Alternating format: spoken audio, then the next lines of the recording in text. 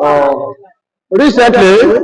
Sheikh Gumin came out and other Nigeria to arm Igbo youths so that they'll be able to deal with Ipob.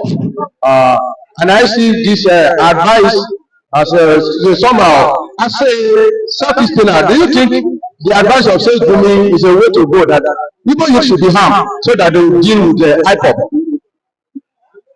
That is quite controversial. I think Sheikh Gumi is expressing his level of ignorance, and that is quite very unfortunate.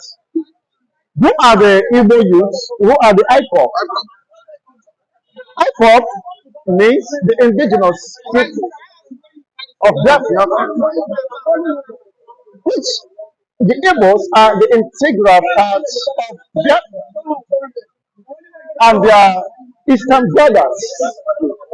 So how can you be so mischievous to incite the Igbo peoples against their fellow brothers, our eastern brothers? So that is quite unacceptable, unfortunate.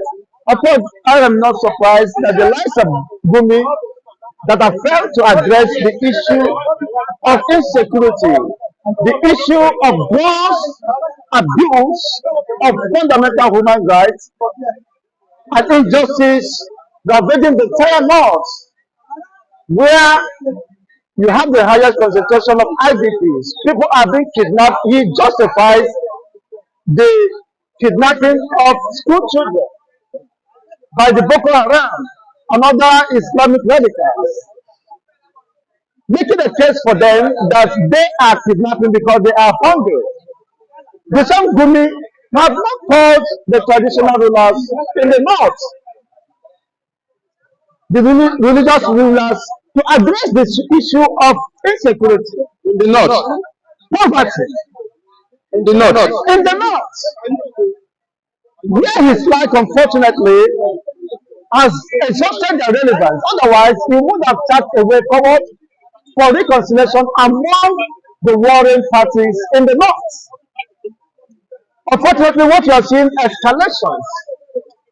It was IPOB responsible for the escalations for the killings of the military, about 22 of them or more in Borno, and the attack over one of military base. So we should be much concerned if, of course, it's in terms with the reality about the pogrom, the ethnic cleansing going on in the north, where Fulanis have overwhelmed several communities and annihilating them and reoccupying those settlements. That becomes the new promise settlement for the Fulanis. Government has not addressed the meanings of problem, the danger of the government Nigeria, the exploitation of mineral resources, and those sponsoring unrest. Maybe it's even enjoying some of the proceeds of what you just mentioned. Because Oshiomhole recently accused our retired general of being behind all the illegal mineral resources being extracted. And I think most of it will be done in the north. Maybe Sheikh Gumi may be fall to that category. Or what do you think? Can you say here he is not aware of the exploitations, illegal mining of the mineral resources, gold minerals in Zamfara and across the north, and uranium, plutonium, and the rest of them? They are countless. Where the money is not being remitted to the federal copper. When they dispose these mineral resources, they equip more militias to make the place ungovernable for the government or the people. And you can imagine how much Nigeria have expended in the fight against insurgency in the north. That have gotten more than 90 trillion. So these people are cashing out. They are just playing on Nigeria's intelligence. So Gumi has not addressed such. Somebody whose backyard is burning, is rotten, He has not cleaned up himself. He's now meddling into issues that he is not a party to. Calling Tinubu to arm the Igbos, Igbo youth. Igbo youth is quite unfortunate. Of course, they have been accused of sponsoring the unrest in the east.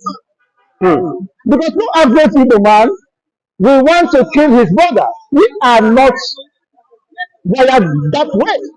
Igbos are known to be peace-loving people, people that have human dignity and sanctity in great esteem. So they have sponsored their foreign mercenaries to come and disrupt the entire eastern peace. But And the they one, are will be vehemently resist. but I think that one is not okay with them. Maybe that's why they are still calling for more arm for federal government, at least to destabilize Southeast. And I even think that these people, they are looking for a way to destabilize the entire South, so that the South will also be subjected into insecurity that they are experiencing there.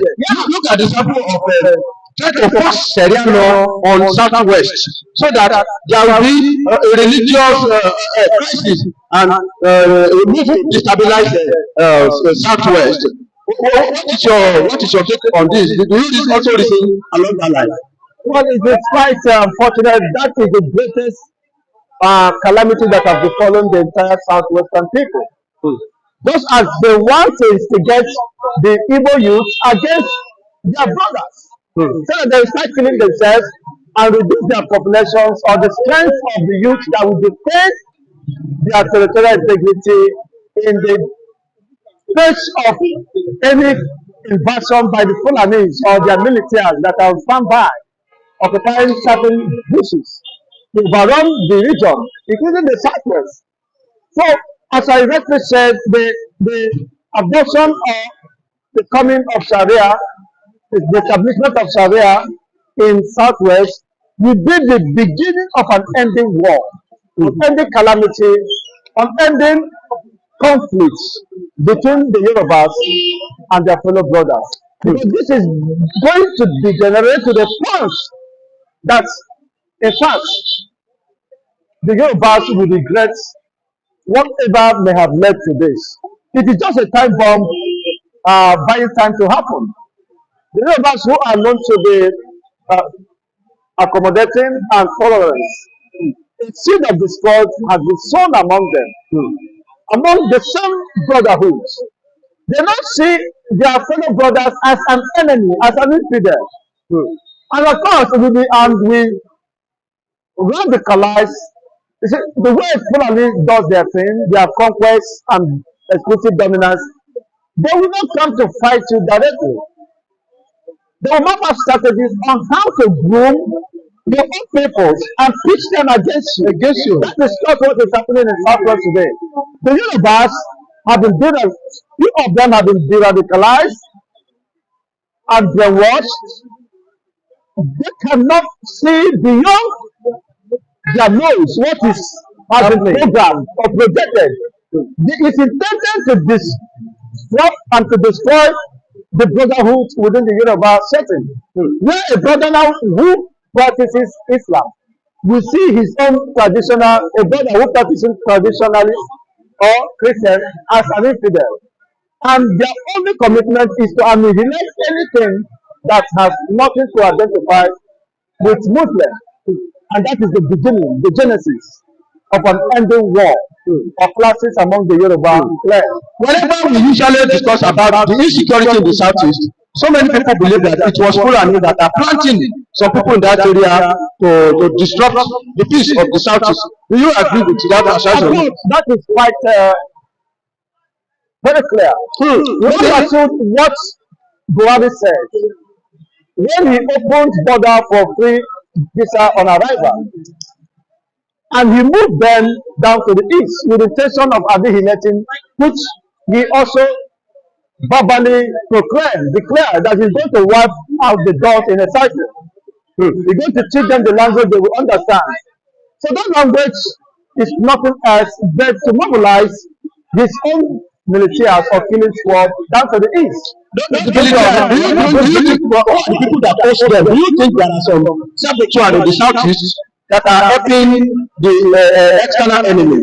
Yeah, I quite agree with you, as I have rightly maintained that they use and grow willing tools among you so that they can use them to facilitate whatever agenda or program of dominance or exterminations which they have over the years.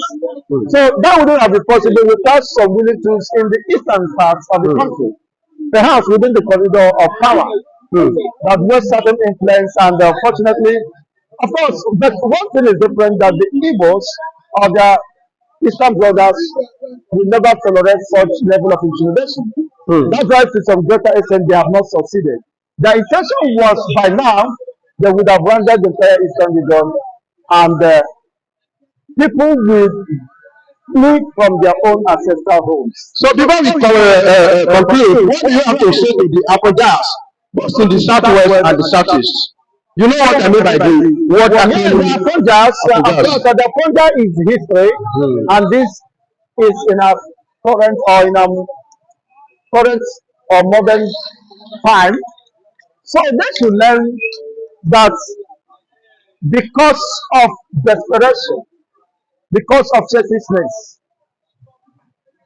the Yorubas lost a Lorraine to the Fulani Caliphate. Because of short-sightedness and short-sightedness.